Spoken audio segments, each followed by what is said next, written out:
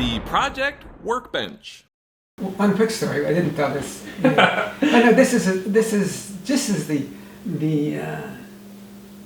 potholes, the traps, all the things that people should warn actors about before they endeavor to start out on a career in that business. I came back to Los Angeles because I was promised a role in a movie by Sid Pollock. Sid Pollock was the assistant to John Frankenheimer. John Frankenheimer was shooting this movie. It was called Young Savages.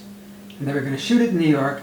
Pollock had been my teacher, but he'd also seen me in a showcase at the neighborhood playhouse and thought I'd be really good for this part. So he said, hang tight, we're going to start shooting any day. Well, they didn't start shooting any day. After about 2 weeks of hanging tight and waiting for the phone to ring, he called me and said, well, to change of plans, we're going to shoot it in Los Angeles. If you can get out there, I can't pay you to come out. If you can get out there, I guarantee you'll be in the film. If I was a little wiser and a little older, I would have known that if they're not going to pay me to come out, they don't have, they don't have anything very ambitious for me to do. But I did come out, and he said, call me every other day. He said, we're going to start. And I did that. I called him every other day, feeling uncomfortable, but he was always civil about it and said, no, not today. It's not happening today. In the meantime, I read for a part in the play. And this is my, really the reason why I tell each actor, or each prospective actor, you got to really want it. You got to really want it, and nothing is going to dissuade you. Because I was reading for this play called Rainmaker. And the director cast me. And I said to him, are you sure you want me to?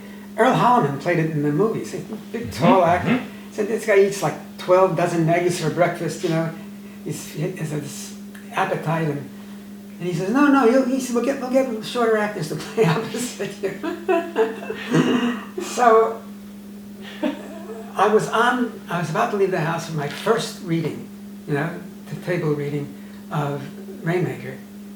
And I got a call from Sid at the same time, just as I was leaving the house. And he said, I got bad news, Walt. I can't offer you the part of an extra in this film. Extra? Extra? Where was it written that I was going to play an extra?